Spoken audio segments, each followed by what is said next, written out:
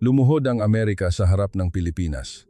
Nagimbal ang buong mundo sa armas na binuo ng Pilipinas. Isang sandata na kayang gawing bakal na walang silbi ang mga sandatang nukleyar. 48 drone, winasak sa loob lamang ng 15 minuto. Walang pagsabog, basta na lang nahulog. Nabigla ang Pentagon at nagpanik ang industriya ng depensa ng Amerika. Ngunit may mas nakakagulat pang pangyayari. Isang weapons analyst na nagtrabaho ng 30 taon sa US Department of Defense ang nagbitiw ng isang pasabog na pahayag sa publiko, panahon na para matuto tayo sa Pilipinas. Dahil sa isang pangungusap na iyon, nagkagulo ang buong Washington. 50 trilyon, kahit 300 trilyon pa ang ialok, hindi ipagbibili ng Pilipinas ang kanilang sariling armas. Ano nga ba ang lihim sa likod ng natatanging sandatang ito ng Pilipinas? Ating alamin ang buong katotohanan. Bago tayo magsimula, huwag kalimutang mag-subscribe, i-like ang video na ito at mag-iwan ng komento ng mabuhay ang Pilipinas para suportahan ang ating bansa. Silangang hangganan ng Pilipinas, sa gitna ng West Philippine Sea, 3:47 ng madaling araw. Hinding-hindi ko makakalimutan ang gabing iyon. May narinig akong parang kumpol ng bubuyog mula sa kalangitan. Akala ko mga lamok lang, pero mga drone pala. Hindi lang isa, 10, 20, 30, nagwawala ang radar at ang mga anti-aircraft gun ay sa hangin lang tumatama. Noong panahong iyon, ako ay isang military advisor na ipinadala mula sa US Department of Defense. Michael Harrison ang pangalan ko, isang air defense systems analyst sa loob ng 30 taon. Ngunit sa gabing iyon, wala akong nagawa. Ang mga pinalipad ng mga dayuhang puwersa ay hindi mga high-tech na armas. Mga commercial drone ito na galing sa Tsina, ginawa para sa agrikultura at pagkuha ng litrato. Minodify nila at nilagyan ng bomba. Ang iba ay para sa surveillance. Ang iba naman ay mga suicide drone. Ang problema, napakamura ng mga ito. Alam nyo ba kung magkano ang isang drone? Mga 100,000 piso. Pinakamahal na ang 200,000 piso. Pero para mapabagsak ang mga iyon, ano ang kailangan mong gamitin? Isang anti-aircraft missile. Ang isang piraso ay nagkakahalaga ng 15 milyong piso. Kung 10 ang pababagsakin mo, 150 milyon ang mawawala. Kung 100, hindi na kailangan ng calculator. Habang nananalo kami, mas lalo kaming nalulugi.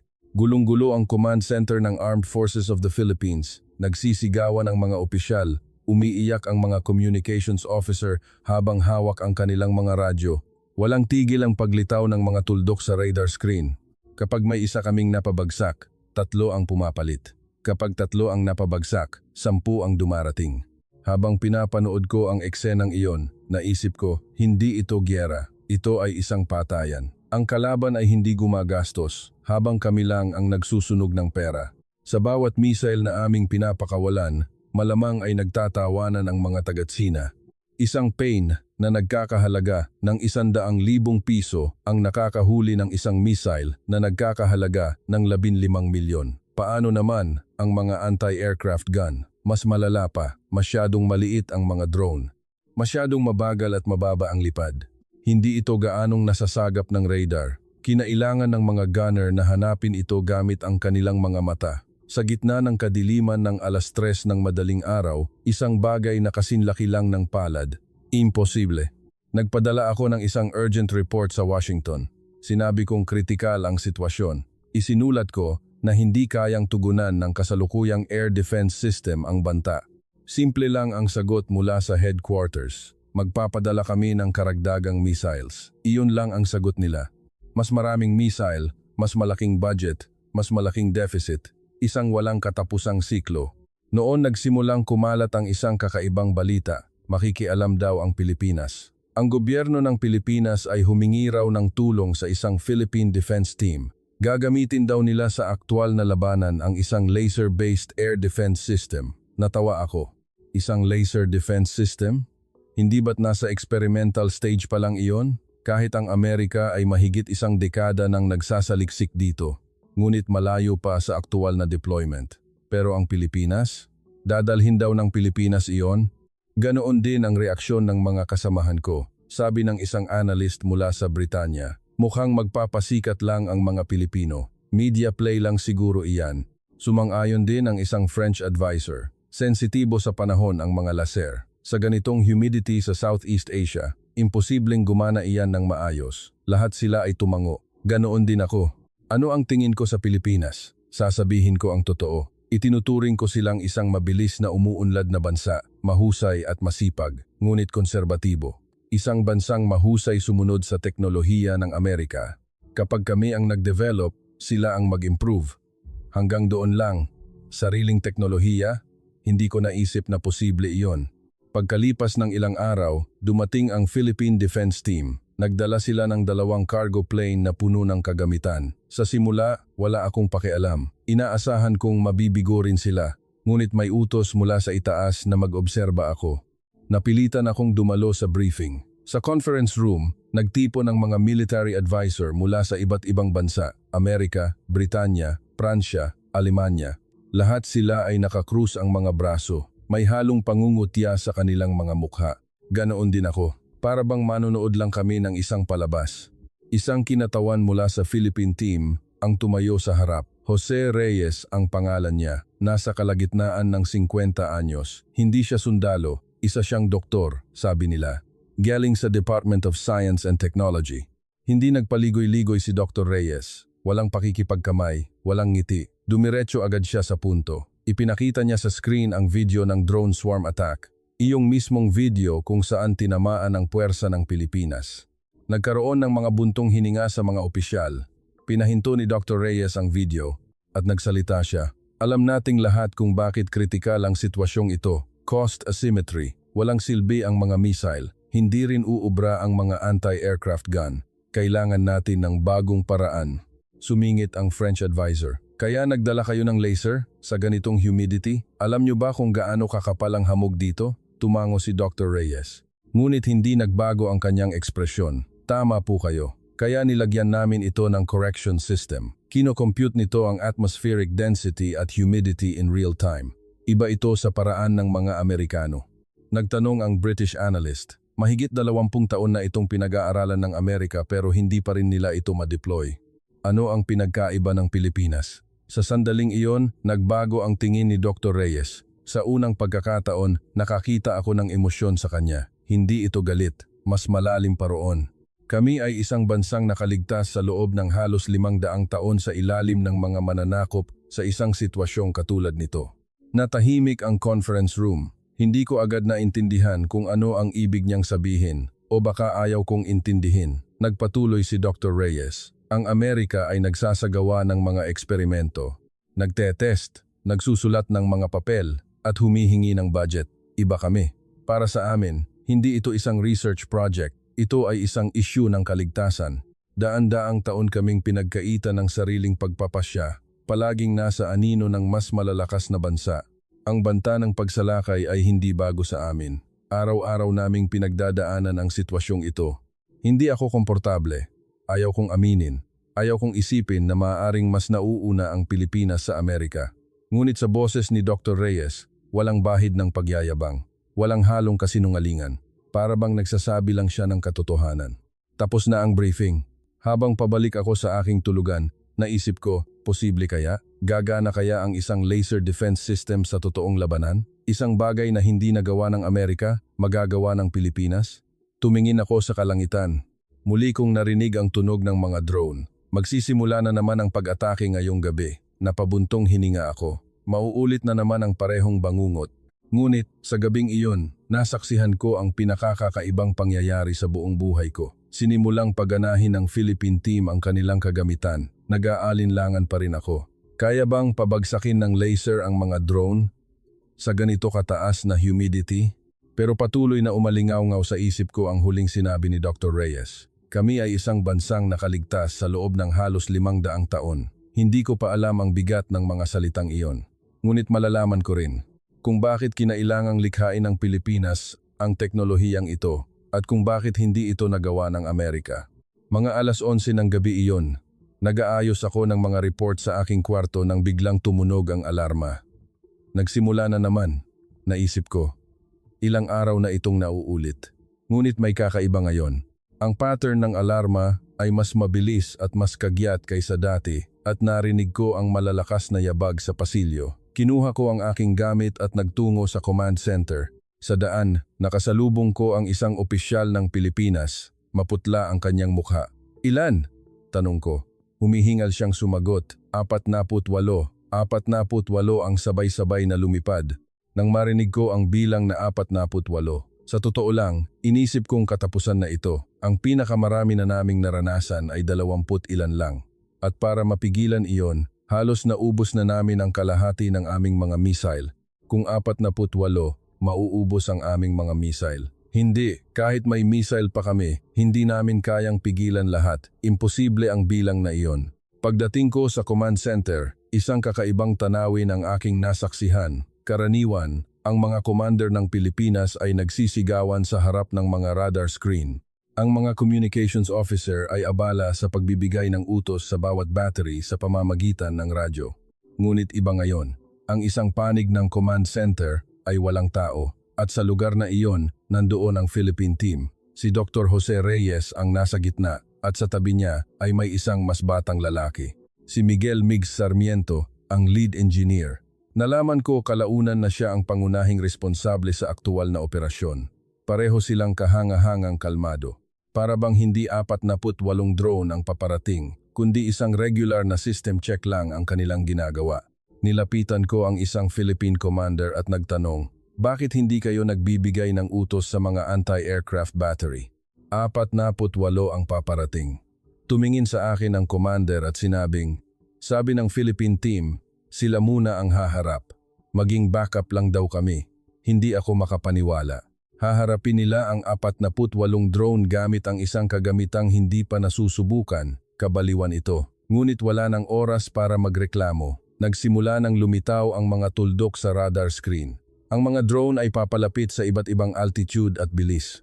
Ang iba ay mabagal na lumilipad sa 200 metro, habang ang iba ay mabilis na sumusugod sa taas na mas mababa sa 50 metro. Ang ilan ay malinaw na mga plane.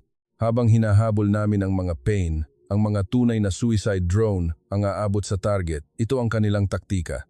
Sinilip ko ang screen ng Philippine team, ngunit iba ang kanilang tinitingnan. Hindi ito isang ordinaryong radar screen.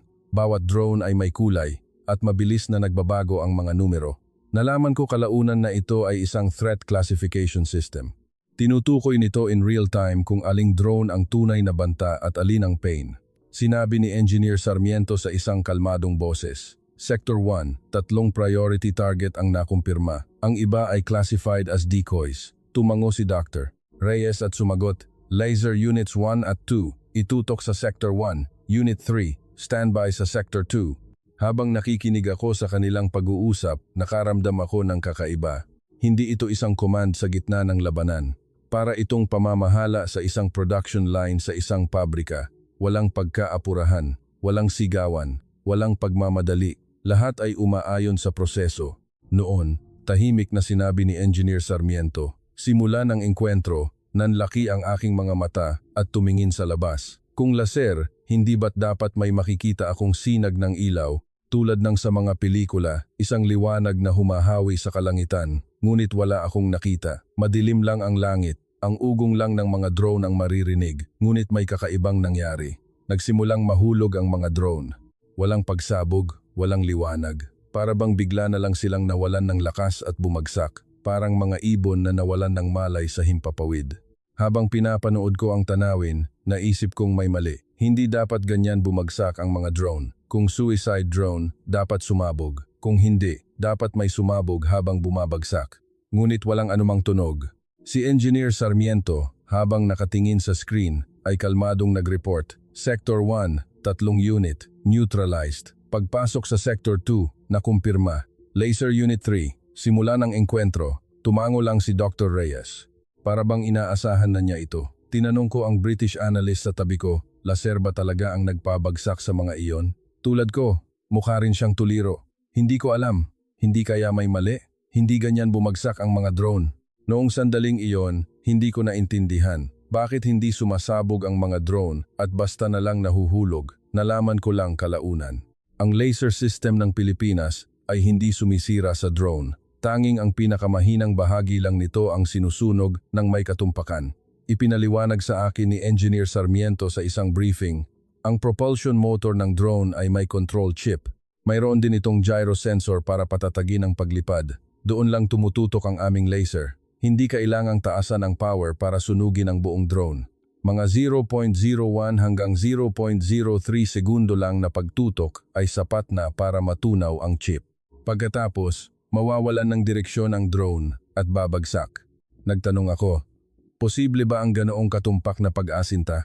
Gumagalaw ang drone. Sumagot si Engineer Sarmiento, iyan ang susi. Ang aming aiming system ay sinusuri ang heat pattern at rotation speed ng drone para kalkulahin kung saan dapat tumama. Hindi lang malakas ang laser, alam nito kung saan dapat bumaril. Ano ang pagkakaiba sa laser ng Amerika? Ang Amerika ay naghahangad ng high power, isang paraan na sinusunog ang buong target gamit ang isang malakas na sinag. Ang problema, nangangailangan ito ng napakalaking kuryente. Kailangan ng ilang truck ng generator at pagkatapos ng isang putok, kailangan ng cooling time. Masyadong mabigat at mabagal para gamitin sa aktwal na labanan. Iba ang diskarte ng Pilipinas. Hindi ito gumagamit ng dahas, kundi tumpak na tinutumbok ang kahinaan. Kaya kahit mababa ang power, sapat na at mababa rin ang konsumo ng kuryente, maaari itong magpaputok ng sunod-sunod. Walang cooling time. Noong gabing iyon, sa 48 drone, 45 ang napabagsak. Hindi angkop ang salitang napabagsak. Mas tamang sabihing na neutralize. Ang natitirang 3 ay nakapasok sa blind spot ng sistema ng Pilipinas at iyon ay inasikaso ng mga anti-aircraft gun ng Philippine Forces. Ang pinaka nakakagulat ay ang pinsala sa mga sibilyan, o mas tamang sabihin, ang kawalan ng pinsala sa mga sibilyan. Dahil hindi sumabog ang mga drone at basta na lang nahulog, walang mga shrapnel na tumalsik. Ang mga bumagsak na drone ay mga tipak lang ng plastik at metal. Siyempre, mapanganib pa rin kung may tao sa lugar na binagsakan, ngunit hindi ito maikukumpara sa kaligtasan kumpara sa isang pagsabog. Habang gising ako buong gabi, patuloy akong nag-isip, ano ito? Hindi ito ang giyerang alam ko. Isang teknolohiya na hindi na-deploy ng Amerika sa loob ng mahigit 20 taon ng pananaliksik, dinala ng Pilipinas. At nagtagumpay pa sila sa isang ma-humidity na gabi sa Southeast Asia laban sa 48 drone. Tinanong ko si Dr. Reyes, paano ito naging posible? Isang bagay na hindi nagawa ng Amerika, paano ito nagawa ng Pilipinas? Tumingin sa akin sandali si Dr. Reyes at sumagot, maraming pagpipilian ang Amerika. Kung hindi gumana ang isang paraan, may iba pa silang magagamit. Ngunit iba kami. Kung mabigo ito, wala nang kasunod. Kaya ginawa namin ito hanggang sa magtagumpay. Nang marinig ko ang mga salitang iyon, nakaramdam ako ng kakaibang emosyon. Galit ba? O hiya? Ang Amerika ang may pinakamalakas na militar sa mundo. Ang budget nito sa depensa ay 10 beses na mas malaki kaysa sa Pilipinas. Ngunit sa larangan ng drone defense, nauna ang Pilipinas na makahanap ng solusyon. Habang tinitingnan ni Engineer Sarmiento ang mga kagamitan, sinabi niya, pagsasanay lang ito ngayon, bukas baka mas marami pa ang dumating, handa kami. Ang mga Pilipino ay hindi nagtataas ng boses sa gitna ng labanan. Hindi mga utos ang maririnig, kundi isang proseso na dumadaloy. Noon ko lang napagtanto, hindi ito isang pagsasanay, kundi isang pang-araw-araw na gawain. Para sa mga Pilipino, ang ganitong sitwasyon ay hindi espesyal. Sila ay nabuhay sa ganitong tensyon sa loob ng maraming dekada, kaya nila nalikha ang teknolohiyang ito. Habang pabalik ako sa aking tulugan, tumingala ako sa langit. Nakita ko ang mga bituin sa pagitan ng mga ulap. Tahimik. Ilang oras lang ang nakalipas, puno ng mga drone ang kalangitan, ngunit ngayon, para bang walang nangyari. Noong gabing iyon, sa unang pagkakataon, sinimulan kong tingnan ang Pilipinas sa ibang paraan. Bakit hindi ito nagawa ng Amerika? Dahil ba kulang kami sa budget o sa teknolohiya? Imposible. Ang budget ng depensa ng Amerika ay mahigit 10 beses na mas malaki kaysa sa Pilipinas at naroroon ang pinakamahuhusay na mga mananaliksik sa mundo. Kaya bakit nauna ang Pilipinas na makahanap ng solusyon? Sa huli, pinuntahan ko si Dr. Reyes. Noong gabing iyon, nakita ko siya sa isang bench sa labas ng tinutuluyan ng Philippine team. Nag-iisa siyang nakaupo at naninigarilyo. Umupo ako sa tabi niya at diretsahang nagtanong, maging tapat po kayo sa akin. Sa ganitong klase ng sistema, imposibleng hindi ito magawa ng Amerika. Ano ang wala sa amin? Ano ang mayroon lang ang Pilipinas para maging posible ito? Dahan-dahang ibinuga ni Dr. Reyes ang usok ng sigarilyo at tumingin sa akin. Matagal siyang natahimik bago nagsalita. Mr. Harrison, subukan ninyong isipin ang mapa ng Amerika. Isang katanungang wala sa lugar. Kumunot ang noo ko. Nagpatuloy si Dr. Reyes. Mula sa East Coast hanggang sa West Coast, ilang kilometro ang layo, mahigit 4,000 kilometro. At sa hilaga, nandoon ang Canada, sa timog, ang Mexico. Hindi sila mga kalabang bansa, may mga kalaban sa kabilang dagat, ngunit ang dagat na iyon ay ang Pacific at Atlantic Ocean. Ang pinakamalawak na depensa sa mundo ay naroon na. Habang nakikinig ako, hindi ko pa rin agad naintindihan kung ano ang ibig niyang sabihin. Humithit muli ng sigarilyo si Dr. Reyes at nagsalita. Alam niyo ba ang mapa ng Pilipinas? Ang ating bansa ay isang arkipelago na napapalibutan ng dagat, ngunit ang ating pinakamalapit na mga kapitbahay ay may mga interes na salungat sa atin. Ang West Philippine Sea ay ilang kilometro lang mula sa ating mga baybayin. At sa mga artipisyal na islang itinayo roon, may mga missile na nakatutok sa Maynila. Ang mga drone, matagal na silang may libo-libo niyan. Para sa amin, walang rear. Kapag nabigo ang depensa, mamamatay ang mga sibilyan. Noon, unti-unti kong naintindihan. Kalmado ang boses ni Dr. Reyes, ngunit ang bigat ng kanyang mga salita ay hindi magaan. Ang Amerika, kahit na malusutan ang depensa, ay may oras, may lupa para umatras at mag-regroup. Ang malawak na Pacific Ocean ay nagpoprotekta sa kanilang mainland, ngunit iba ang Pilipinas. Kapag nalusutan sila, tapos na. Walang pangalawang pagkakataon, kaya hindi kami kailanman gumawa ng armas na may kaisipang pwede nang improve mamaya. Kailangan itong maging perpekto mula sa simula. Nagtanong ako, pero hindi pa rin nito maipapaliwanag ang pagkakaiba sa teknolohiya. Ang Amerika, kung kinakailangan, ay nag-i-invest ng husto. Kung issue ito ng determinasyon, masyadong malaki ang aming budget para dyan.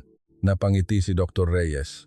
Hindi ito isang mapanuyang ngiti, kundi isang ngiti ng isang taong sumuko na sa isang bagay. Mr. Harrison, tama kayo, issue ito ng determinasyon. Ngunit kung saan nanggagaling ang determinasyong iyon ang pinagkaiba. Sa US Department of Defense, kapag nabigo ang isang laser defense project, ano ang mangyayari? Ang taong in charge ay malilipat sa ibang departamento. Ang budget ay mapupunta sa ibang proyekto. Walang mamamatay. Pero sa amin, kapag kami ang nabigo, ang Maynila ay magiging dagat-dagatan ng apoy. Mamamatay ang aming mga pamilya. Iyon ang pagkakaiba. Natahimik ako. Iyon ay isang pananaw na hindi ko kailanman naisip. Sa Amerika, ang pagbuo ng teknolohiyang pandepensa ay isang malaking proyekto. Isang laro na kung saan maganda kung manalo at kung matalo, may susunod pang pagkakataon. Ngunit para sa Pilipinas, hindi ito laro. Ito ay kaligtasan. Pinatay ni Dr. Reyes ang kanyang sigarilyo at nagsalita. Alam niyo ba kung ano ang pangalan ng sistemang ito? Agila 1. Ang ibig sabihin ay ilaw na humuhuli sa dragon. Noong una, code name lang ito ng proyekto, ngunit kalaunan ay naging opisyal na pangalan. Alam niyo ba kung bakit namin ito pinangalanan ng ganyan? Umiling ako. Ipinaliwanag ni Dr. Reyes, ang dragon ay isang makapangyarihang nilalang, lumilipad at bumubuga ng apoy. Noong unang panahon, kinatatakutan ito ng mga tao na parang Diyos, ngunit sa huli may kahinaan din ang dragon. Sa pagitan ng mga kaliskis, sa mata, sa mga kasukasuan ng pakpak, hindi kailangang labanan ang kabuuan, tumbukin lang ang kahinaan. Ganoon din sa mga drone, hindi kailangang sunugin ang buong katawan. Isang control chip o gyro sensor lang ang sunugin, neutralize na. Sakto namang dumating si Engineer Sarmiento. May dala siyang tablet at sa screen nito ay may mga komplikadong diagram. Sinabi ni Dr. Reyes kay Engineer Sarmiento, Migs, pakipaliwanag mo kay Mr. Harrison ang structure ng system. Mukhang interesado siya. Umupo si Engineer Sarmiento sa bench at ipinakita ang tablet. Ang Agila 1 ay may tatlong pangunahing bahagi. Una, ang detection. Mahirap makita ng mga conventional radar ang maliliit na drone, masyadong maliit at mabagal. Kaya pinagsama namin ang low-frequency radar, optical sensors at infrared sensors. Sinusuri nito ang heat pattern ng drone, ang bilis ng pag-ikot ng propeller at maging ang heat dissipation pattern ng baterya. Hindi lang namin tinitingnan ang drone, binabasa namin ang intensyon nito. Nagtanong ako, Ano ang ibig sabihin ng pagbabasa ng intensyon? Ipinaliwanag ni Engineer Sarmiento, kapag may 48 na drone na lumilipad, iilan lang doon ang tunay na banta. Ang iba ay mga pain. Sinusuri ng aming sistema ang flight pattern at mga pagbabago sa bilis para malaman kung aling drone ang direktang papunta sa target at kung alin ang naglalayong lituhin kami.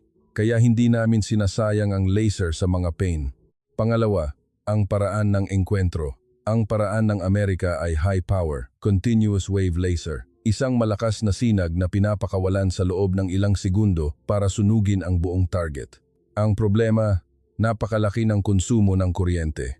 Kailangan ng ilang truck ng generator at pagkatapos ng isang putok, kailangan ng cooling time. Iba kami. Gumagamit kami ng multi-wavelength pulse laser. Maikling pulso na may iba't ibang haba ng alon. Ang exposure time ay 0.01 hanggang 0.03 segundo lang. Dahil ang control chip o gyro sensor lang ang kailangang sunugin, hindi kailangan ng mataas na power. Pangatlo, ang survivability. Ang aming sistema ay idinisenyo na maging decentralized. Kahit masira ang isang laser unit, patuloy na gagana ang buong sistema. Bawat unit ay gumagalaw ng independent habang konektado sa isang network. At kinokorek nito ang atmospheric density at humidity in real time. Kahit sa mga ma-humidity na lugar tulad ng Southeast Asia, hindi bumababa ang efficiency ng laser. Habang nakikinig ako sa paliwanag na iyon, isang bagay ang aking napagtanto. Hindi lang ito issue ng teknolohiya, issue ito ng filosofiya. Ang Amerika ay gumagawa ng mga armas para maging makapangyarihan. Ang Pilipinas ay gumagawa ng mga armas para makaligtas. Nang sabihin ko ang kaisipang iyon, tumango si Engineer Sarmiento. Tama po kayo, hindi kami gumawa ng armas para manalo. Gumawa kami ng armas para hindi matalo. Kailangan ninyong maintindihan ang pagkakaibang iyon. Pinag-isipan kong mabuti ang kahulugan ng mga salitang iyon. Ang armas na nananalo at ang armas na hindi natatalo. Magkatulad pakinggan, ngunit magkaiba ang konsepto. Idinagdag ni Engineer Sarmiento, ang Amerika ay gustong manalo sa giyera gamit ang napakalakas na firepower, sinusupil nila ang kaaway. Ngunit kami, gusto naming maiwasan ang giyera. Ginagawa naming malinaw sa kalaban na mas malaki ang kanilang mawawala kaysa sa kanilang makukuha kung aatakehin nila kami. Kung gagastos sila ng 100,000 piso sa isang drone at sa bawat pagkakataon ay napapabagsak ito, mag-iisip ang umatake, mawawalan ng saysay ang pag-atake. Nagpatuloy si Dr. Reyes, nabuhay kami sa loob ng mahigit 70 taon na kaharap ang banta sa aming teritoryo. Hindi pa tapos ang laban. Nasa isang estado lang tayo ng kapayapaan na maaaring magbago anumang oras. Sa loob ng 70 taong iyon, isa lang ang aming natutunan. Ang giyera ay hindi tungkol sa pagkapanalo, kundi sa hindi pagkakaroon nito. Kung hindi maglalakas loob ang kalaban na lumaban, iyon ang tunay na tagumpay. Noon, tahimik na nagsalita si Engineer Sarmiento. Ang isang pangungusap na iyon ang tuluyang nagpabagsak sa akin. Ang Amerika, kapag nabigo, ay umaatras. Ganoon ang nangyari sa Vietnam at ganoon din sa Afghanistan. Ngunit kami, kapag kami ang nabigo, wala kaming lugar na aatrasan. Kapag kami ang nabigo, mawawalan kami ng tahanan. Wala akong masabi. Iyon ay isang katotohanang hindi mapapabulaanan. Ang Amerika ay nakipagdigma sa iba't ibang panig ng mundo. Ngunit bihirang malagay sa panganib ang kanilang sariling teritoryo. Kahit matalo pa sila sa giyera, sapat nang umatras sila. Ngunit iba ang Pilipinas. Ang larangan ng digmaan ay ang kanilang sariling bayan. Sa sandaling iyon, napagtanto ko, hindi mas mahusay ang teknolohiya ng Pilipinas. Iba ang kanilang mga kinakailangan. Ang Amerika ay nag-develop ng armas sa kondisyon na maganda kung manalo at kung matalo pwedeng umuwi.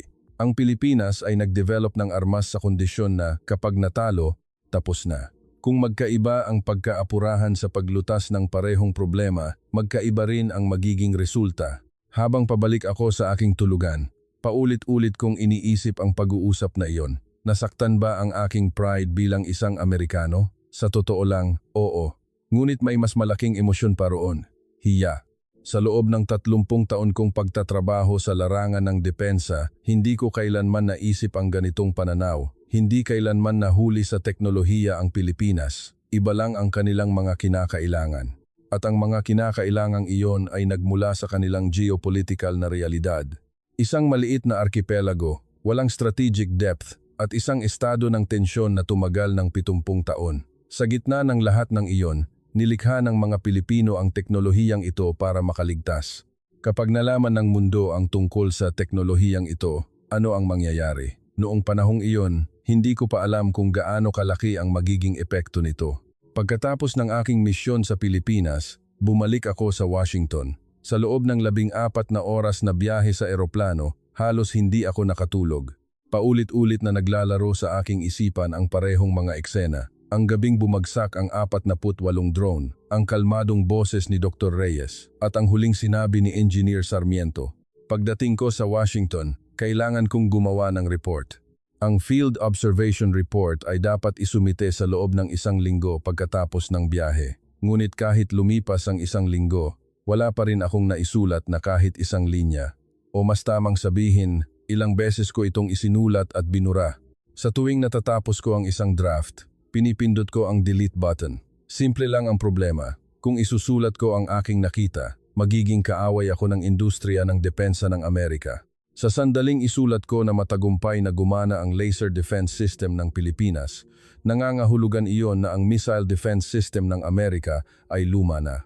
Ang mga kumpanya sa depensa ng Amerika na namuhunan ng daan-daang bilyong dolyar sa loob ng maraming dekada, ang mga opisyal ng Department of Defense na may kontrata sa mga kumpanyang iyon, ang aking mga kasamahan lahat sila ay magagalit.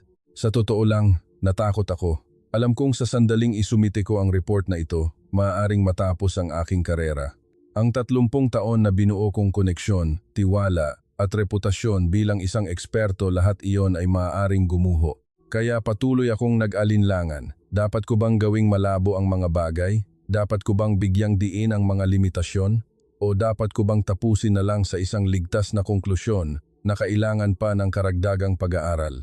Ngunit hindi ko kayang gawin iyon. Malinaw ang aking nakita. Nakita ko mismo kung paano na-neutralize ng laser ang 48 drone. Nakumpirma ko rin na walang pinsala sa mga sibilyan. Kinwenta ko rin ang cost effectiveness. At hindi ito maikukumpara sa missile defense, napakalaki ng agwat. Ang pagsulat nito sa isang malabong paraan ay pagsisinungaling. Sa huli, nagpasya ako. Isusulat ko ang katotohanan. Gamit ang aking pangalan, ilalagay ko sa report ang lahat ng aking nakita. Ngunit nagtakda ako ng isang prinsipyo, hindi ko ito pupurihin. Hindi ito isang report na pumupuri sa Pilipinas. Kailangan itong maging isang malamig na pagsusuri. Kaya isinama ko hindi lang ang mga tagumpay, kundi pati na rin ang mga limitasyon. Ang posibleng pagbaba ng performance sa masamang panahon, ang panganib ng system overload sa isang malakihang atake, at ang hindi pa nasusubukang kakayahan sa long-range engagement. Isinama ko lahat iyon. Ang huling pangungusap ng report ay ganito. Ang laser defense system ng Pilipinas ay lumampas na sa experimental stage at binabago na ang mga patakaran sa larangan ng digmaan. Ang pagbaliwala o pagmamaliit sa teknolohiyang ito ay isang strategic na pagkakamali. Bago ko pinindot ang submit button, matagal akong nag-alinlangan, nanginginig ang aking mga daliri. Alam kong sa sandaling pinindot ko ito, hindi na ito mababawi. Ngunit sa huli, pinindot ko ito. At pinatay ko ang computer at humiga sa kama. Hindi ako makatulog, ngunit kakaibang gumaan ang aking pakiramdam. Dahil kahit papaano, sinabi ko ang katotohanan. Pagkalipas ng ilang araw, tulad ng inaasahan, nangyari ang mga bagay-bagay. Ang aking report ay naibahagi sa internal network ng NATO. Karaniwan, ang ganitong mga report ay para lang sa limitadong bilang ng mga tao, ngunit may nag-leak nito. Wala pang 1 linggo, ang aking report ay umiikot na sa mga opisyal ng depensa sa Washington, London at Brussels. Ang reaksyon ay pasabog, hindi sa positibong paraan. Walang tigil ang pag-ring ng aking telepono. Una, ang aking mga kasamahan. Michael, ano ang ginawa mo? Pumanig ka ba sa Pilipinas? Sunod, ang aking mga superior. Harrison, nagiging problema ang report mo. May balak ka bang baguhin ito? Tumanggi ako. Wala namang dapat baguhin. Ang pinakamasamang tawag ay mula sa isang opisyal ng isang defense contractor. Hindi ko nababanggitin ang pangalan. Sinabi niya, Mr. Harrison, dahil sa report ninyo, bumagsak ng 30% ang aming stock. Kaya niyo bang panagutan iyan? Sumagot ako, isinulat ko lang ang katotohanan. Ang market ang nagpapasya sa presyo ng stock. Binabaan niya ako ng telepono. Ngunit hindi lahat ng reaksyon ay negatibo. May mga hindi inaasahang tumawag. Isang direktor ng isang European Defense Research Institute ang nag-email. Napaka-interesante ng inyong report. Ganoon din ang aming konklusyon. Gusto kong makipagkita at makipag-usap sa inyo. Maging ang Japanese Ministry of Defense ay hindi opisyal na nakipag-ugnayan. Ang Department of National Defense ng Pilipinas ay opisyal na ginamit ang aking report at inihayag ang karagdagang pakikipagtulungan sa Pilipinas. Nagsimulang mayanig ang pandaigdigang merkado ng armas. Bumagsak ang mga stock ng mga kumpanyang may kaugnayan sa missile defense, habang tumaas naman ang sa mga may kaugnayan sa drone defense, at lahat ng mata ay nakatuon sa Pilipinas. Dagsaan ang mga tanong sa mga kumpanya ng depensa ng Pilipinas. Mula sa Middle East, Southeast Asia at Europa, nagtatanong sila kung maaari ba nilang bilhin ang Agila 1. Habang pinapanood ko ang mga pangyayari, nakaramdam ako ng kakaiba. Hindi ko inaasahan na ang isang report na isinulat ko ay magdudulot ng ganito kalaking epekto. Ngunit mayroon din akong napagtanto. Simula pa lang ito, hindi mananahimik ang Amerika. Hindi nila hahayaang mayanig ang kanilang kapangyarihan. At tama ang aking hula. Pagkalipas ng ilang araw, ipinatawag ako sa isang high-level meeting sa Department of Defense. Pagpasok ko sa conference room, naramdaman kong hindi maganda ang bunigi. May mga pamilyar na mukha at isa sa kanila ay malamig na nakatingin sa akin. Si Richard Coleman, isa sa pinakamaimpluwensyang tao sa industriya ng depensa ng Amerika. Nagsalita si Coleman, "Harrison, dahil sa report mo, napunta kami sa alanganin. Biglang napansin ang Pilipinas. Ano ang gagawin natin ngayon?" Sumagot ako, "Isinulat ko lang ang aking nakita." Ngumisi si Coleman, "Oo, isinulat mo ang katotohanan. Ang problema, ang katotohanang iyon ay hindi pabor sa atin. Pero okay lang, mayroon din tayong paraan." Sa sandaling iyon, kinabahan ako. May masamang kutob ako sa tingin ni Coleman. Ano ang tinutukoy niyang paraan? Malalaman ko rin ang sagot. At mas tuso at mas mapanganib ito kaysa sa aking inaasahan. Habang papalabas ako ng conference room noong araw na iyon, naisip ko, tama ba ang naging desisyon ko? Palagi bang tama ang pagsasabi ng totoo, ngunit hindi ako nagsisi? Pinili ko ang katotohanan, hindi ang pagiging makabayan. Ang report na ito ay hindi isang rekomendasyon para sa Pilipinas, kundi isang babala para sa buong mundo, at sinimulan ng basahin ng mundo ang babalang iyon. Ilang araw ang lumipas, ipinatawag ako sa isang hindi inaasahang lugar, isang malaking conference room sa ikapitong palapag ng gusali ng Department of Defense. Hindi ito isang lugar na karaniwang pinapasukan ng isang tulad ko, ngunit si Richard Coleman mismo ang nagpatawag sa akin. Simple lang ang dahilan, dahil nakita ko mismo ang teknolohiya ng Pilipinas, kailangan kong dumalo bilang isang resource person. Pagpasok ko sa conference room, para akong sinasakal. Sa magkabilang panig ng mesa ay nakaupo ang mga pangunahing opisyal mula sa industriya ng depensa ng Amerika at Department of Defense. Mga matataas na opisyal mula sa Lockheed Martin, Raytheon at Northrop Grumman.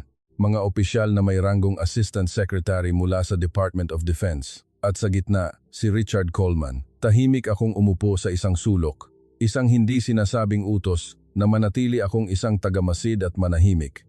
Sinimulan ni Coleman ang pulong. Sa screen, lumitaw ang isang larawan ng Agila 1 system ng Pilipinas. Kinuha ito sa Pilipinas. Kalmado ang boses ni Coleman, ngunit may bahid ng tensyon. Mga Ginoo, seryoso ang sitwasyon. Ang Pilipinas ay nag-deploy ng isang teknolohiya na 20 taon nating sinubukang gawin, ngunit nabigo, at napansin na ito ng mundo. May mga tanong na mula sa Middle East at may impormasyon na nagsisimula na ang negosasyon para bilhin ito ng mga bansa sa Southeast Asia. Kung hindi tayo kikilos, ang Pilipinas ang mangunguna sa merkado ng drone defense. Nagtanong ang isang opisyal, ano ang gagawin natin? Bilisan na lang natin ang ating pag-develop. Umiling si Coleman. Wala tayong oras. Aabutin tayo ng 5 hanggang 7 taon para maabot ang kanilang antas. Sa panahong iyon, makukuha na ng Pilipinas ang merkado, kaya kailangan natin ng ibang diskarte. Nagbago ang screen. Isang numero ang malaking nakasulat doon, 50 trilyong piso. Napatitig ako sa numerong iyon, 50 trilyong piso. Ito ang pinakamalaking defense deal sa kasaysayan.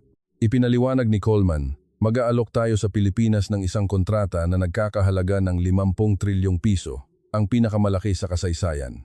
Sasabihin ng media na ito ay isang bagong yugto sa alyansa ng Pilipinas at Amerika. Mahihirapan ang gobyerno ng Pilipinas na tumanggi. Sa ganitong halaga, hindi nila ito maaaring baliwalain sa politika. Habang nakikinig ako, may naramdaman akong mali. Bibili ang Amerika ng armas mula sa Pilipinas at 50 trilyong piso pa. Kailan pa kami naging ganito kabukas palad? Siguradong may kapalit ito. At tama ang aking hula. Nang ilipat ni Coleman ang susunod na slide, lumitaw ang mga kondisyon ng kontrata. Kinilabutan ako habang binabasa ang mga ito. Una, kumpletong paglilipat ng teknolohiya ng pangunahing algorithm. Ang Threat Classification System at Aiming Algorithm ng Agila 1 ay kailangang ibigay sa Amerika. Ikalawa, mandatoryong produksyon sa Amerika. Hindi bibilhin ang mga kagamitang gawa sa Pilipinas, kundi gagawin sa mga pabrika sa Amerika. Ikatlo, kontrol sa pag-export sa ibang bansa.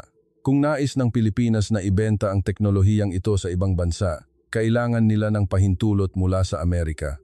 Habang tinitingnan ko ang mga kondisyong iyon, napagtanto ko, hindi ito pagbili, ito ay pagnanakaw. Nag-alok sila ng napakalaking halaga, 50 trilyong piso, para kunin ang teknolohikal na soberanya ng Pilipinas. Kung ibibigay nila ang algorithm, mapupunta sa kamay ng Amerika ang kanilang pangunahing teknolohiya. Kung pipilitin silang mag-produce sa Amerika, magiging subcontractor na lang ang mga kumpanya ng depensa ng Pilipinas. At kung kukunin ang karapatang mag-export, hindi na nila malayang maibebenta ang kanilang sariling teknolohiya. Ang mga tao sa conference room ay tumatango. Para sa kanila, ito ay isang normal na transaksyon. Ako lang ba ang nakakaramdam na may mali? Gusto kong magsalita, ngunit pinigilan ko ang sarili ko. Kung sasalungat ako rito, tuluyan na akong mawawala sa eksena. Pagkalipas ng isang linggo, lumipad ang isang negotiation team patungong Maynila. Kasama ako bilang isang miyembro ng entourage. Opisyal na, ako ay isang technical verification advisor. Ngunit sa totoo lang, inutusan akong obserbahan ang proseso ng negosasyon. Hindi lubos ang tiwala sa akin ni Coleman, ngunit dahil may karanasan ako sa larangan, gusto niya akong gamitin. Ang unang pulong sa Maynila ay ginanap sa Department of National Defense. Mula sa panig ng Pilipinas, nandoon si Dr. Jose Reyes at isang Lieutenant Colonel na nagngangalang Maria Santos. Unang beses kong makita si Lieutenant Cola Santos at nalaman ko kalaunan na siya ay isang contract specialist mula sa Defense Acquisition Office. Mukha siyang nasa kalagitnaan ng 30 taon, ngunit matalas ang kanyang tingin. Unang nagsalita si Coleman, gamit ang kanyang karaniwang malumanay na ngiti. Dr. Reyes, ang alok na ito ay ang pinakamalaki sa kasaysayan ng alyansa ng Pilipinas at Amerika. Pinapahalagahan ng Amerika ang kakayahan ng Pilipinas sa teknolohiya. Ang halagang 50 trilyong piso ang patunay nito. Hindi lang ito isang simpleng transaksyon, kundi isang simula ng isang bagong partnership sa pagitan ng ating dalawang bansa. Walang imik na tinitingnan ni Dr. Reyes si Coleman. Walang pagbabago sa kanyang ekspresyon, ang katabi niyang si Lieutenant Colin Santos ang nagbuklat ng mga dokumento at nagsalita. Mr. Coleman, nasuri na namin ang inyong alok. Mayroon lang kaming ilang bagay na nais linawin. Sa Artikulo 3, Section C, hinihiling ninyo ang kumpletong paglilipat ng teknolohiya ng pangunahing algorithm. Ano po ba eksakto ang saklaw nito? Sumagot si Coleman, siyempre, hindi namin hinihiling ang lahat ng teknolohiya. Ang mga pangunahing bahagi lang, ang Threat Classification System at ang Aiming Algorithm ay sapat na. Tumango si Lieutenant Cole Santos at nag-notes. At nagtanong ulit. Sa Artikulo 5, Section B, mayroong probisyon tungkol sa mandatoryong produksyon sa Amerika. Hindi po ba ito nangangahulugan na kami ang magbibigay ng teknolohiya at ang Amerika ang gagawa at kikita? Bahagyang nawala ang ngiti ni Coleman. Hindi po ninyo naintindihan. Ang produksyon sa Amerika ay para sa quality control at supply chain stability. Siyempre, maaaring makilahok ang mga kumpanya mula sa Pilipinas. Nagbuklat ng isa pang pahina si Lieutenant Color Santos at nagsalita. Ngunit sa Artikulo 8, Section D, nakasaad na ang pagmamay-ari at pamamahala ng mga pasilidad ng produksyon sa Amerika ay nasa panig ng Amerika. Ang partisipasyon ng mga kumpanya ng Pilipinas ay limitado sa pagiging subcontractor. Hindi po ba ito partisipasyon, kundi subordination? Natahimik ang conference room. Unti-unting sumimangot si Coleman. Habang pinapanood ko ang eksena, lihim akong humanga. Perpektong nasuri ni Lieutenant Colin Santos ang bawat probisyon ng kontrata. Isa-isa niyang inilalantad ang mga patibong na inilatag ng Amerika. Sa wakas, nagsalita si Dr. Reyes. Kalmado pa rin ang kanyang boses, ngunit may diin ng katatagan. Mr. Coleman, maging tapat po tayo sa isa't isa. Hindi namin matatanggap ang alok na ito, hindi ito pagbili. Ito ay isang kahilingan na isuko ang aming teknolohikal na soberanya. Tumutol si Coleman. Dr. Reyes, masyado po kayong istrikto. Sa pagitan ng mga magkakaalyansa, natural lang na magbahagi ng teknolohiya. Marami na ring teknolohiya ang ibinigay ng Amerika sa Pilipinas. Panahon na para ang Pilipinas naman ang magbalik loob. Sumagot si Dr. Reyes, ang mga teknolohiyang ibinigay ng Amerika ay ibinigay habang pinapanatili ng Amerika ang kontrol. Hindi kami kailanman nakatanggap ng pangunahing algorithm ng teknolohiya ng Amerika. Bakit kami ang kailangang magbigay ng aming pangunahing teknolohiya? Namula ang mukha ni Coleman, itinaas niya ang kanyang boses. Kung magkakaalyansa tayo, kailangan nating magkaintindihan. Ang seguridad ay dapat nating harapin ng magkasama. Kung ang Pilipinas lang ang may hawak ng teknolohiyang ito, maaaring magkaroon ng lamat sa ating alyansa. Nang marinig ko ang mga salitang iyon, naramdaman kong hindi ito tama. Iyon ay isang banta. Isang hindi direktang pagbabanta na kung hindi nila ibibigay ang teknolohiya, maaaring pag-isipan muli ang relasyon ng alyansa. Sa loob ng 30 taon kong pagtatrabaho sa gobyerno ng Amerika, ilang beses ko nang nakita ang Amerika na gumagamit ng ganitong uri ng pressure sa mga kaalyado nito. Ngunit iba ngayon, pinapanood ko ang pressure na iyon mula sa panig ng Pilipinas.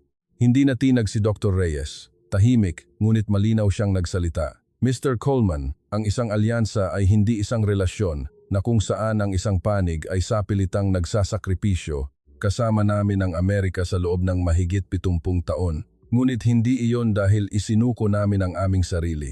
Binuo namin ang teknolohiyang ito para protektahan ang aming sariling lupa. Ang pagsuko nito ay katumbas ng pagsuko ng aming sariling seguridad. Ang pulong ay natapos ng walang konklusyon. Umalis si Coleman na may halong inis sa kanyang mukha habang naiwan ako at tinitingnan ang mga kinatawan ng Pilipinas. Nagkatinginan si Dr. Reyes at Lieutenant Cole. Santos, walang bahid ng pag-aalinlangan sa kanila. Sa sasakyan pabalik sa hotel, patuloy akong nag-isip. Ang 50 trilyong piso ay hindi isang regalo, kundi isang tanikala.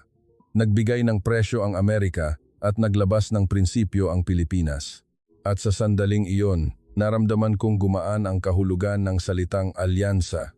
Matapos mabigo ang negosasyon, binago ng panig ng Amerika ang kanilang estratehiya. Dahil hindi umubra ang direktang negosasyon sa pagbili, nagsimula silang maghanap ng ibang paraan. Nagdala si Coleman ng isang bagong panukala, isang Joint Technical Verification. Dr. Reyes, maaari nating pag-usapan muli ang mga kondisyon sa pagbili. Ngunit bago iyon, kailangan natin ng technical verification. Kailangang suriin ng mga eksperto ng Amerika ang sistema para makuha rin ang approval ng Kongreso. Gusto naming bumuo ng isang joint verification team at magsagawa ng isang buwang field inspection. Sa unang tingin, mukhang makatwiran ang kahilingan. Ang pag-verify ng teknolohiya bago ang isang malaking kontrata ay isang normal na proseso. Ngunit alam ko ang pakay ni Coleman. Sa ilalim ng pagkukunwari ng verification, magpapadala sila ng mga technical personnel para ma-access ang mga pangunahing data. Isang paunang hakbang para makuha ang teknolohiya ng walang formal na kontrata. Malamang ay alam din ito ng panig ng Pilipinas. Ngunit sa aking pagkagulat, pumayag si Dr. Reyes sa joint verification, ngunit may mga kondisyon. Limitado sa 5 tao ang verification team, at ang panig ng Pilipinas ang magtatakda ng mga lugar at data na maaaring i-access. Kahit na hindi nasiyahan, pumayag si Coleman. Para sa kanya, mahalaga na makapasok muna sila. Nabuo ang verification team at kasama ako roon. Malinaw ang dahilan kung bakit ako pinili ni Coleman. Dahil nakita ko na ang teknolohiya ng Pilipinas, gusto niya akong gamitin para makakuha ng mas malalim na impormasyon. Hindi ako makatanggi. Kung tatanggi ako, tuluyan na akong aalisin sa eksena at hindi ko na malalaman kung ano ang mga susunod na mangyayari. Nagpunta ang verification team sa isang research facility sa labas ng Maynila. Doon, muli kong nakita si Engineer Sarmiento, unang pagkikita namin mula noong sa Pilipinas. Ginabayan kami ni Engineer Sarmiento at ipinaliwanag ang structure ng sistema. Ngunit ang mga miyembro ng verification team mula sa Amerika ay mas interesado sa ibang bagay kaysa sa paliwanag. Nagtanong ang isang miyembro ng team, maaari ba naming makita ang source code ng algorithm? Sumagot si Engineer Sarmiento, hindi kasama sa maaaring ibahagi ang source code. Maaari naming ipakita sa inyo ang operating principles at performance data ng sistema. Sumingit ang isa pa, kung ganoon ang development logs. Kailangan naming malaman kung paano nabuo ang sistemang ito para ma-verify ito. Bahagyang sumimangot si Engineer Sarmiento. Hindi rin po maaaring ibahagi ang development logs. Gabi, nagkaroon ng hindi opisyal na pulong sa aming tuluyan. Sumali si Coleman sa pamamagitan ng video call. Nagtanong siya, may progreso ba? Sumagot ang pinuno ng verification team, limitado ang aming access. Wala kaming nakikitang anumang pangunahing data. Sinabi ni Coleman na may halong inis, humanap kayo ng paraan. Ang kailangan natin ay ang algorithm.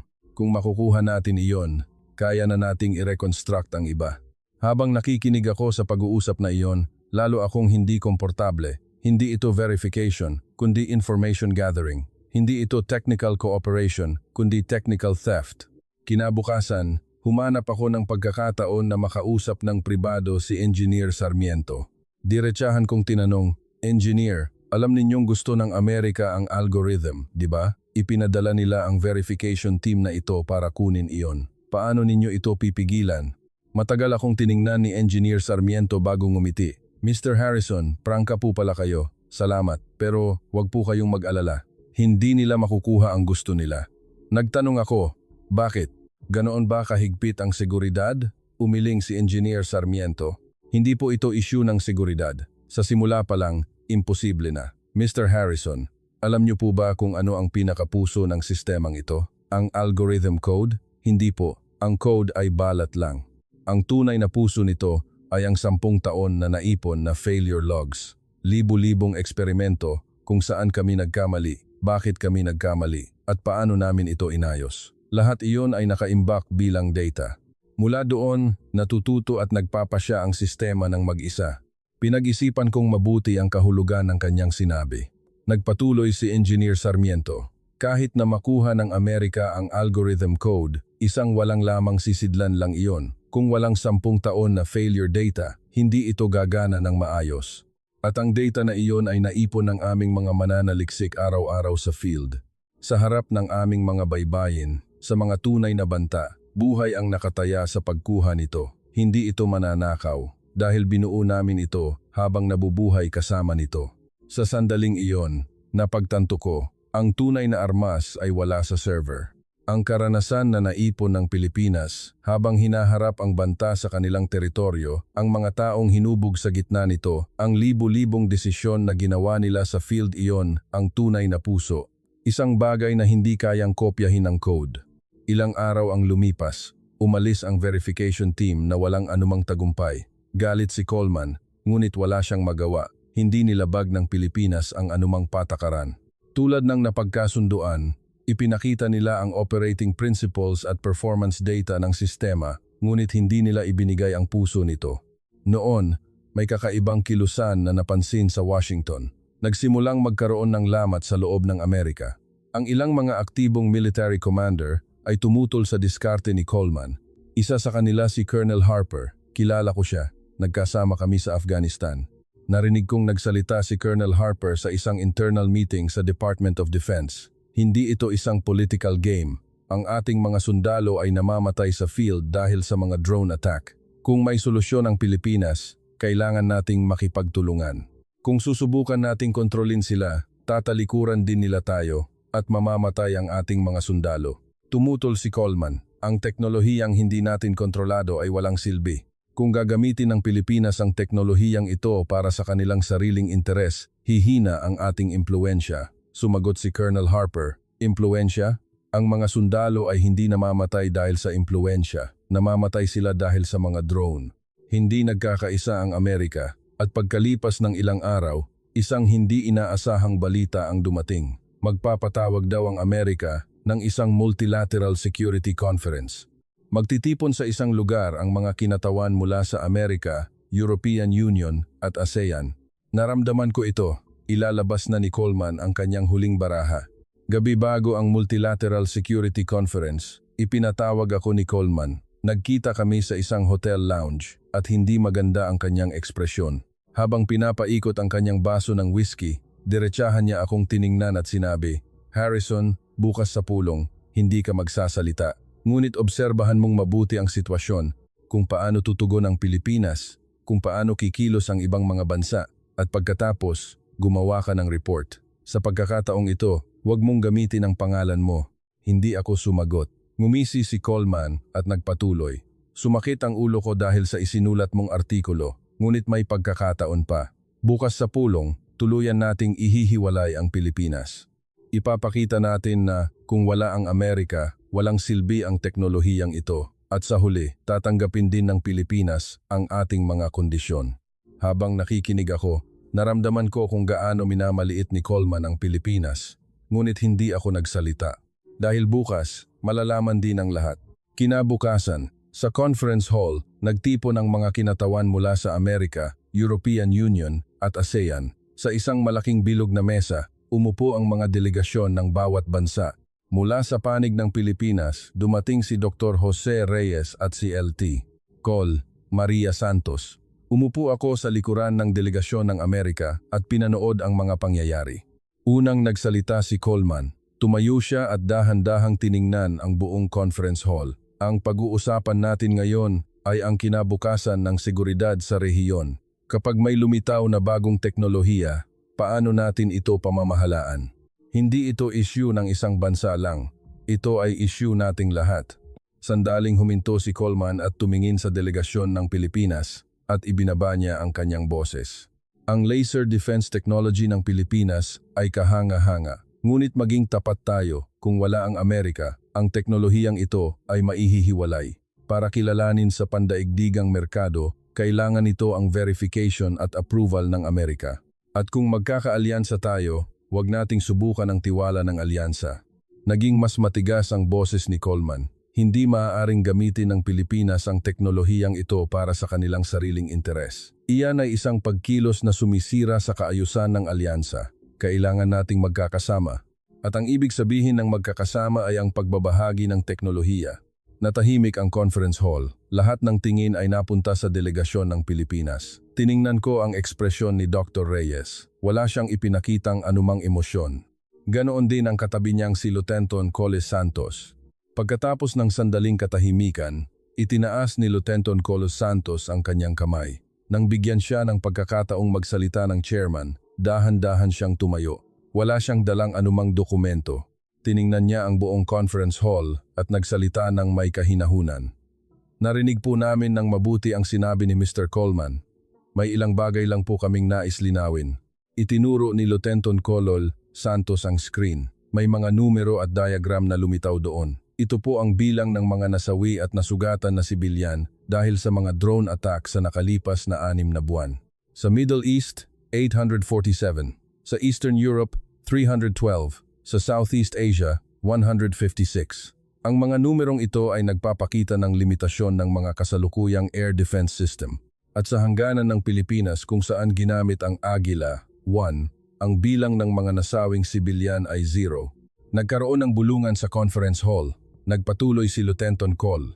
Santos. Sinabi ni Mr. Coleman na hindi dapat mapasailalim sa kontrol ng isang partikular na bansa ang teknolohiyang ito. Sumasang-ayon po kami. Kung mapupunta ito sa ilalim ng kontrol ng Amerika o ng China o ng anumang partikular na bansa, magiging sanhi agad ito ng kawalang tatag, kaya iba ang pinili ng Pilipinas. Muling tiningnan ni Lieutenant Colin Santos ang buong conference hall. Ang kanyang boses ay kalmado pa rin, ngunit mayroon itong matatag na paninindigan. Pinili ng Pilipinas na maging isang operating standard setter, hindi isang seller. Ang puso ng teknolohiya ay pamamahalaan ng Pilipinas, ngunit ang operasyon ay isasagawa kasama ng mga bansang nais makilahok. Ang mga pamantayan sa pag-export at deployment ay itatakda ng Pilipinas at lahat ng mga kalahok na bansa ay kailangang sumang-ayon sa mga pamantayang iyon. Makikipagtulungan kami sa mga bansang nais makipag-isa, hindi sa mga bansang nais mangontrol. Sumimangot si Coleman. Susubukan niyang sumingit, ngunit naunang nagsalita si Dr. Reyes. Ang teknolohiyang ito ay hindi ginawa para sirain ang balanse ng kapangyarihan. Ginawa ito para pigilan ang pagkasira nito. Pinanatili ng Pilipinas ang prinsipyong iyon sa harap ng West Philippine Sea. Ngayon, nais naming ibahagi ang prinsipyong iyon sa buong mundo. Nagsimulang magbago ang punigi ng conference hall. Unang nagtaas ng kamay ang delegasyon ng Hapon. Interesado ang Hapon sa panukala ng Pilipinas. Handa kaming talakayin ang mga detalye. Sumunod ang kinatawan ng Thailand. Ganoon din ang Thailand. Nais naming makilahok sa pagbuo ng isang Joint Air Defense System. Ganoon din ang reaksyon ng mga kinatawan mula sa Vietnam, Pilipinas at Indonesia. Maging sa delegasyon ng European Union, may mga tumatango. Habang pinapanood ni Coleman ang eksenang iyon, wala siyang masabi. Ang inaasahan niyang senaryo ay tuluyang nabaligtad. Sa isang lugar kung saan niya sinubukang ihiwalay ang Pilipinas, ang Amerika pa ang naging minorya. Pagkatapos ng pulong, nagkaroon ng lamat sa loob ng delegasyon. Nilapitan ni Colonel Harper si Coleman at nagsalita. Kahit may mga tao sa paligid, hindi niya ibinaba ang kanyang boses. Coleman, hindi ito isang political game. Ang ating mga sundalo ay namamatay sa field. Kung may solusyon ang Pilipinas, kailangan nating makipagtulungan. Kung susubukan nating kontrolin sila, talo tayo. Malamig na sumagot si Coleman. Harper, sundalo ka. Ako ang bahala sa politika. Umiling si Colonel Harper. Hindi, ito ay issue ng kaligtasan. At hindi lang ako ang nag-iisip ng ganito. Totoo ang kanyang sinabi. Pagkatapos ng pulong, sa loob ng ilang araw, nagsimulang lumabas sa publiko ang mga boses mula sa militar ng Amerika na sumusuporta sa pakikipagtulungan sa Pilipinas. Sa mga aktibong commander, kumalat ang mga opinyon na sumasalungat sa diskarte ni Coleman. Habang papalabas ako ng conference hall, tumingala ako sa langit. Sumisilip ang sikat ng araw sa pagitan ng mga ulap. Isang kakaibang emosyon ang aking naramdaman. Bilang isang Amerikano, komplikado ang aking nararamdaman, ngunit mayroon ding pakiramdam na may isang pader na gumuho. Hindi humingi ng pahintulot ang Pilipinas. Sila mismo ang nagtakda ng mga pamantayan at hinayaan nilang pumili ang mundo kung sasang-ayon sila sa mga pamantayang iyon.